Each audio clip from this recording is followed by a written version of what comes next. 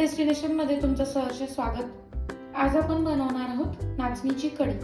तर चला मग कसं बनवायची ती बघू। तर त्यासाठी लागणारं साहित्य इथे घेतले मी दही, नाचणीचं पीठ, हे विकत पण मिळतं किंवा घरी पण आपण दळून आणू शकतो। तेल घेतलंय, कढीपत्ता, जिरे मोहरी, मिरची, अद्रक घेतलंय मी किसून, मीठ आणि कोथिंबीर। तर चला मग कसं बनवायचं ते बघू। नाचणी ही शरीरासाठी खूप चांगली असते, ग्लुटेन फ्री असते आणि म्हणजे बऱ्याच गोष्टी स्किनवर काम करते। उन्हाळ्यात पण आता आपण नाचणीची आंबील पिणे खूप चांगले असते। तर आता आपण या भांड्यामध्ये पाणी गरम करत ठेवलंय। आता जे नाचणीचं पीठ आहे त्यामध्ये आपण थंड पाणी घालून यात मिक्स करणार आहोत। आता याच्यात आपण 1 ते 1.5 वाटी पाणी घेतलंय आणि त्याच्यात पूर्ण आपण नाचणी एकत्र केले।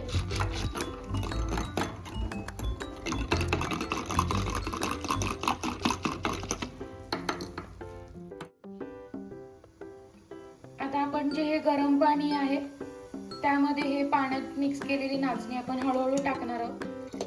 त्याच्यामध्ये सतत हलवत राहायचं आहे, नाहीतर मग पाण्यात गुठळ्या होतात त्याच्या।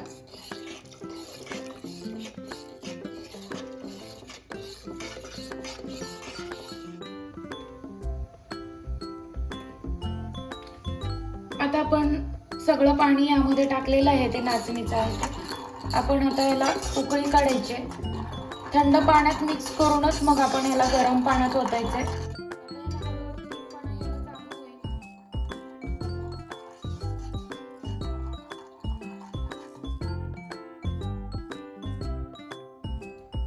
आता आपण हे जे नाचणीचं पीठ आहे ते अगदी आपण ह्याच्यामध्ये गरम पाण्यात गाठी न होता पूर्ण फेटून घेतलेलं आहे। आता त्यामध्येच आपण बटर मिल्क मिक्स करणार आहोत। मी 2 वाट्या दही घेतलं होतं।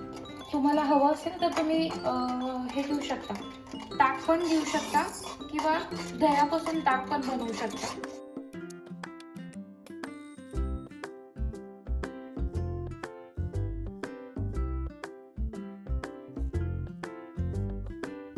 आता आपण तिकडं बटर मिल्क आणि जे नाचणीचं पीठ आहे ते एकजीव करून उकळी आणण्यासाठी ठेवलंय। आता आपण पॅन मध्ये तडका कसा द्यायचा आहे तो बघू।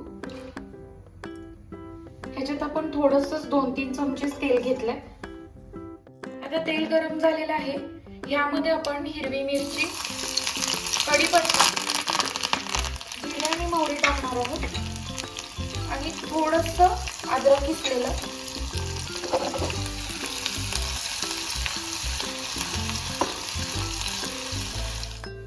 आणि आता आपण जो हा तडका आहे तो यामध्ये देणार आहोत।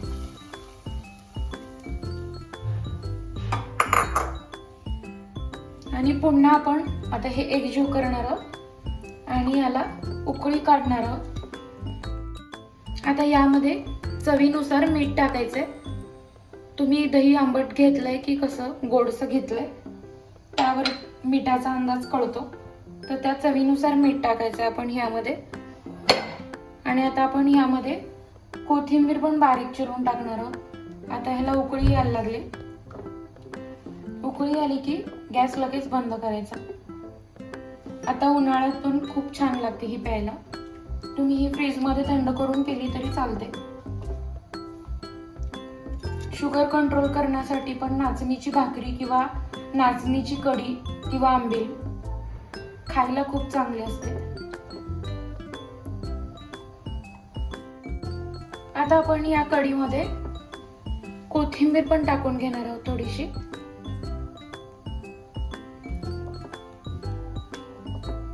आता आपली नाचणीची कढी तयार झालेली आहे। आता थोडीशी उकळी आली की आपण गॅस बंद करणार आहोत आणि मग सर्व करून घेऊया। मंडळी, मस्त अशी नाचण्याची आंबील किंवा नाचण्याची कढी आपली रेडी झालेली आहे।